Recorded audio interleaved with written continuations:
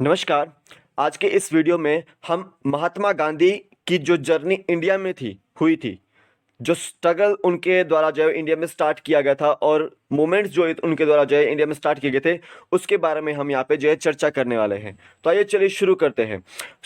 आपको पता है कि 9 जनवरी 1915 को महात्मा गांधी भारत वापिस आए थे साउथ अफ्रीका से। और याद रखिएगा कि हर साल हम जो है 9 जनवरी को एनआरआई डे के रूप में मनाते हैं। तो आज हम 1915 के बाद की जो जर्नी जर्नी थी महात्मा गांधी की 1948 तक, उसके बारे में जो है चर्चा करेंगे। चलिए शुरू करते हैं। महात्मा गांधी जी जो है वो बॉम्बे जो है वो पहली बार आए थे 9 जनवरी 1915 को। अराइव किए थे, जो जब वो साउथ अफ्रीका से आए थे तो वो बॉम्बे अराइव किए थे। और उन्होंने सत्याग्रह आश्रम जो है वो खोला था कोचरब अहमदाबाद में। ठीक है, 20 मई के आसपास जो है उन्होंने जो है वो सत्याग्रह जो आश्रम था वो आपका अहमदाबाद में जो है वो खोला था। और याद रखें 1917 में उस आश्रम को जो है शिफ्ट कर दिया गया था साबरमती जगह पर, साबरमती नदी के किनारे पर। तो ये जो है वो नाम जो चेंज किस में कर दिया था, वो सत्याग्रह आश्रम का नाम जो चेंज कर दिया गया था वो साबरमती आश्रम के नाम पर जो है वो चेंज कर दिया गया था। ये आपको याद रखना है। अब देखिए 1916 में महात्मा गांधी जो है वो एक्टिव पॉलिटिक्स में जाने से जो एब्सटेन कर देते, मना कर देते हैं। लेकिन वो लखनऊ सेशन को जो था वो इंडियन नेशनल कांग्रेस का, उसको अटेंड करते हैं 1916 में। और उसी लखनऊ सेशन में राजकुमार शुक्ला जो कल्टीवेटर थे बिहार से, वो महात्मा गांधी जिसे मिलते हैं और वो उनको जो है न्योता देते हैं चंपारण आने का। वो बोलते हैं कि आप जो है पहले एक बार जो है चंपारण के हालात देख लीजिए। तो देखिए महात्मा गांधी जी जो है वो आपके ऑल इंडिया टूर पे जाते हैं 1917 में, और उसी बहाने वो चंपारण भी जाओ 1917 में जो है पहुंचते हैं। याद रखिए कि चंपारण में हो क्या रहा था कि तीन खटिया सिस्टम वहां पे चला हुआ था। तीन खटिया जो सिस्टम था वहां पे चला हुआ था कि अगर मान लो ये पूरा लैंड है, तो उस लैंड के तीसरे हिस्से पर, तीन हिस्सों पर, यानी कि तीन चौथाई हिस्सों पर जो है आपको इंडिगो उगाना पड़ता था। इंडिगो उगाना पड़ता था। ठीक है। और फसल उगाने के लिए जो है फसल जो है कम जगह मिलती थी। फसल को उगाने के लिए जो है कम जगह मिलती थी कल्टीवेटर्स को। तो ऐसे में लोग परेशान थे कि एक तो इसी कारण से जो है बंगाल और बिहार वगैरह में भुखमरी चलती थी, क्योंकि फसल उगाने के लिए कम जगह मिलती थी और इंडिगो ज़्यादा उगाना पड़ता था अंग्रेजों के लिए। ठीक है। तो अंग्रेज जो आपके चंपारण के जो लोग थे, बिहार के जो लोग थे, वो परेशान थे अंग्रेजों से। तो गांधी जी ने जो है वो चंपारण में एक जो है कैंपेन स्टार्ट किया। ठीक है। और ये जो कैंपेन था वो फर्स्ट सिविल डिसोबीडियंस मूवमेंट था गांधी जी का इंडिया में।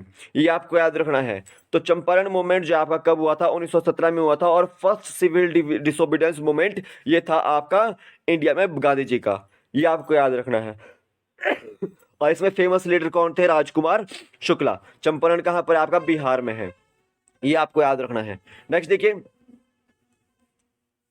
अब 1918 में क्या होता है कि महात्मा गांधी जी जो है वो अहमदाबाद मिल स्ट्राइक, याद रखें कि 1918 में अहमदाबाद में मिल स्ट्राइक होती है। होता क्या है कि आसपास में आपके जो प्लेग चला हुआ होता है, 1897 के आसपास से जो प्लेग चला हुआ होता है। याद रखिएगा कि 1918 में ये अहमदाबाद मिल स्ट्राइक हो रही थी।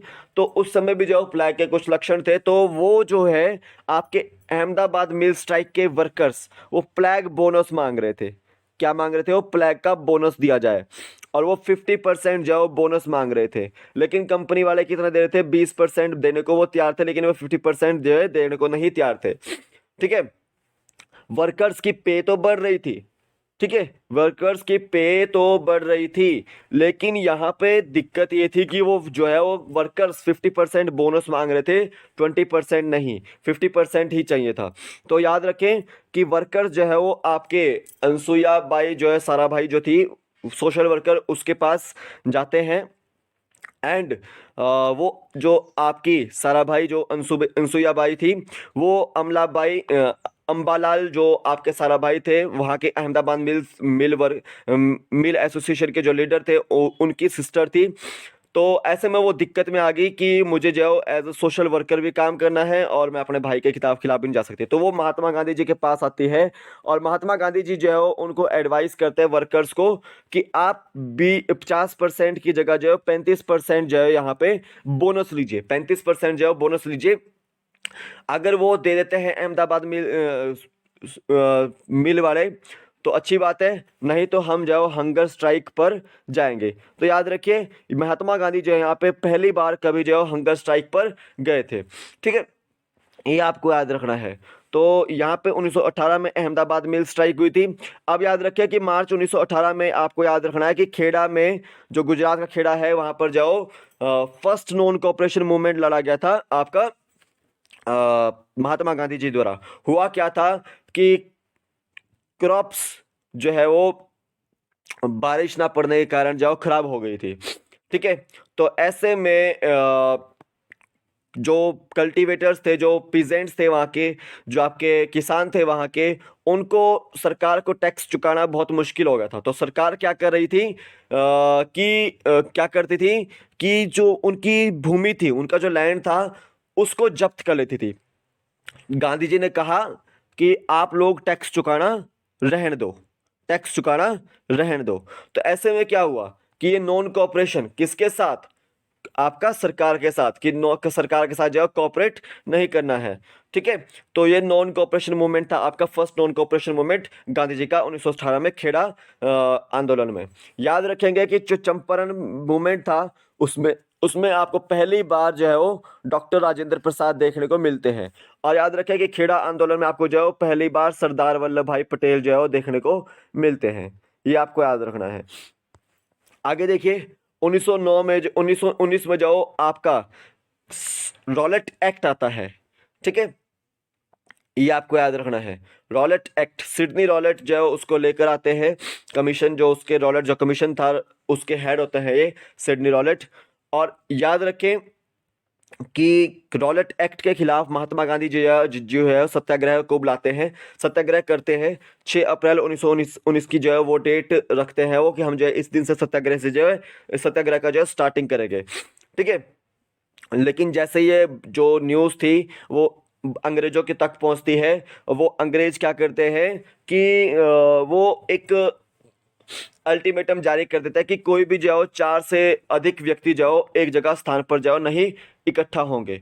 ठीक है, याद रखें कि पंजाब का जो गवर्नर था, लेफ्टिनेंट गवर्नर था Michael O Dwyer, Michael O Dwyer, उसने जो है वो कुछ एक्टिविटीज विस्ट के ऊपर जो है वो हवाई फायर भी करवाया था, हवाई फायर भी कराया था। और ये वही डायर था जिसने पंजाब में जो है ये अल्टीमेटम जारी किया था कि अगर कोई एक्टिविस्ट एक्टिविटीज कर रहा होगा, ठीक है, या कहीं 4 से ज़्यादा जो लोग हैं वो खड़े हुए होंगे, तो उनको जो है सख्त जो है सजा दी जाएगी और जेल में डाल दिया जाएगा 2 साल के लिए।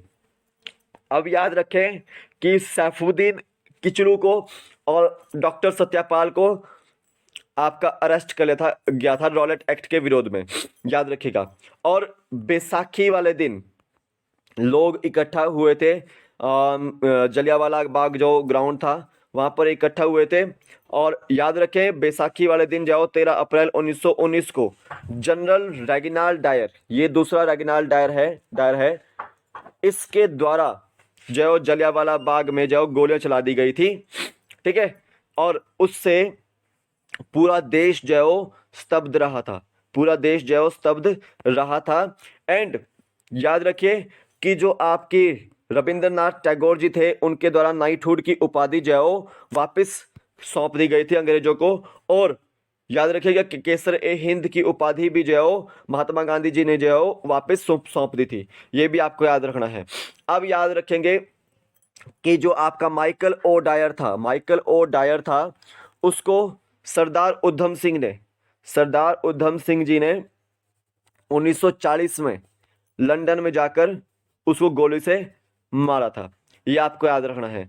ठीक है, दो डायर थे इसमें, माइकल ओ डायर और रेगिनाल्ड डायर। ये जनरल था रेगिनाल्ड डायर जिन्हें जलियांवाला बाग में जो गोलियां चलाई थी, और ये वो डायर था, माइकल ओ डायर, जिसने पंजाब में रेगुलेशन जो आपका रॉलेट एक्ट था वो पास किया था।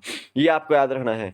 और उधम सिंह जी को 1940 में ही जो फांसी पर लटका दिया गया था अंग्रेजों द्वारा लंदन में। और 1974 में जो उनकी जो एशेज थी, जो उनकी जो राख थी, उनकी जो अस्थियां थी, वो भारत जो है उसको सौंपी थी गई थी। ये आपको याद रखना है। तो जलियांवाला बाग कांड कब हुआ था? 13 अप्रैल 1919 को हुआ था। ये भी आपको याद रखना है। अब यहाँ पे देखिए 1920 से 22 में क्या हुआ कि महात्मा गांधी जी जो है वो आपके नॉन कॉपरेशन जो है और खिलाफत मूवमेंट जो स्टार्ट करते हैं। नॉन कॉपरेशन मूवमेंट, वो सरकार के किसी भी रूल एंड रेगुलेशंस को मानने से इनकार कर देते हैं। देखो, खिलाफत मूवमेंट जो था आपका कैलिफ मूवमेंट था। खलीफा की जो उपाधि थी, जो आपके ब्रिटेनियों ने जो अंग्रेजों ने जो ख़त्म कर दी थी, तो उसके विरोध में जो ये मूवमेंट थी। लेकिन इन दोनों मूवमेंट्स को जो है बंद करना पड़ा। क्यों? क्योंकि चौरी चौरा नामक स्थान पर, उत्तर प्रदेश के गोरखपुर में जो चौरी चौरा नामक स्थान पर जो एक कांड हो गया था 5 फरवरी 1922 को। हुआ क्या था कि 22 पुलिस वालों को जो है एक कमरे के अंदर बंद करके जो है जला दिया गया था। तो उसके बाद जो है वो नॉन कॉपरेशन मूवमेंट जो है महात्मा गांधी जी ने जो है बंद कर दिया। ठीक है, याद रखना है। अब 1924 में महात्मा गांधी जी जो है वो फर्स्ट टाइम और लास्ट टाइम जो है प्रेसिडेंट बनते हैं इंडियन नेशनल कांग्रेस के बेलगाम कर्नाटका सेशन में। ठीक है, बेलगाम कर्नाटका सेशन में। यहाँ से आपको इंपॉर्टेंट क्वेश्चन देखने को मिलना ही है।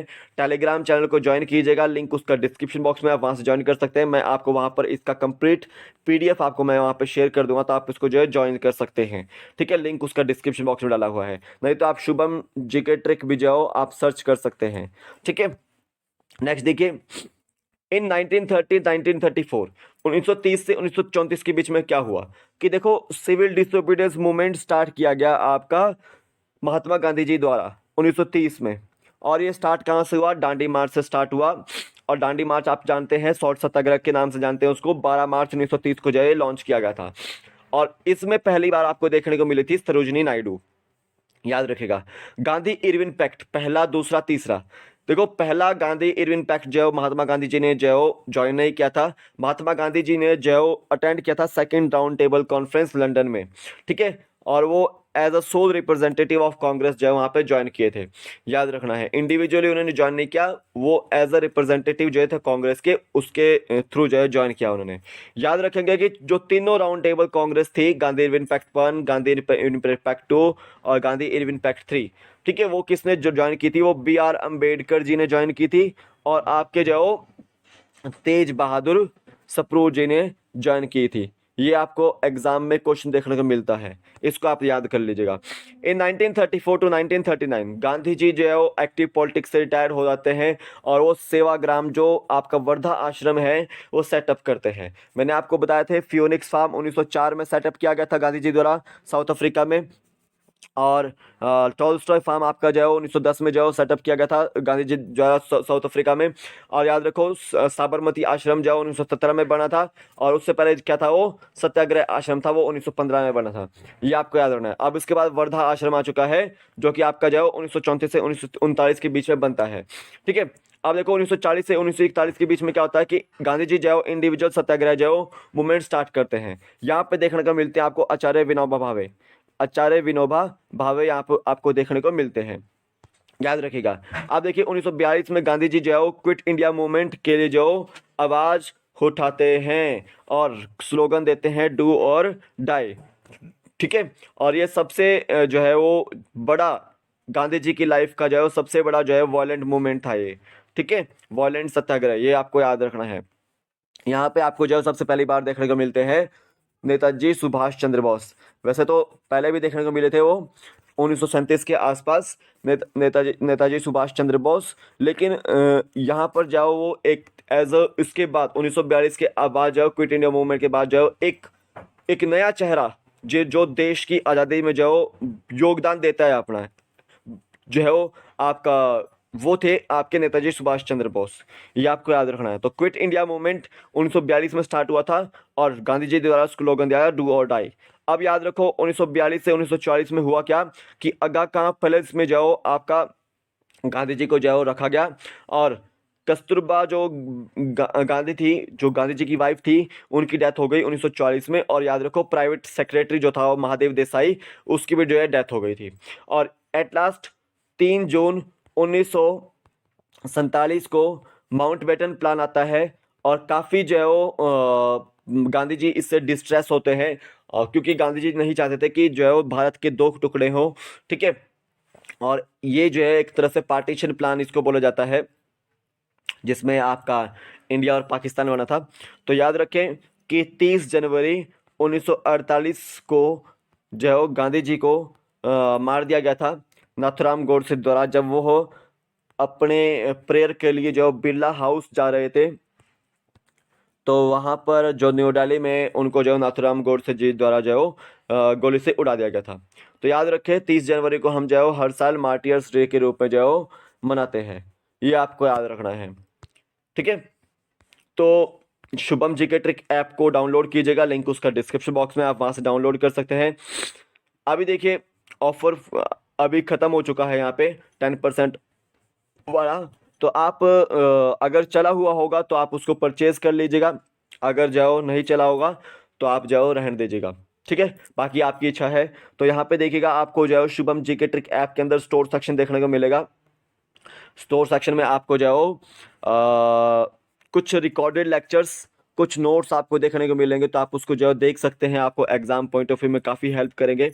और लाइव सेशन में आप मेरे साथ जुड़ सकते हैं शाम को 5 बजे डेली। चैट सेक्शन जो होता है हमारा ऐप के ही अंदर, वहाँ पे आप मैसेज कीजिएगा कि मुझे जो है लाइव सेशन में जुड़ना है, ठीक है। तो मुझे जोड़िए और आप लाइव सेशन देख सकते हैं, बिल्कुल अच्छे से देखिए उसको। और टेलीग्राम पे मैं आज का पीडीएफ दे दूंगा, तो आप उसको जो है ज्वाइन कर लीजिएगा, लिंक उसका भी डिस्क्रिप्शन बॉक्स डाला हुआ है। तो अभी के लिए फ़िलहाल इतना ही है, कल फिर मिलूंगा एक नए वीडियो के साथ। तब तक के लिए जय हिंद, जय भारत, आपका दिन शुभ हो, जय हिंद।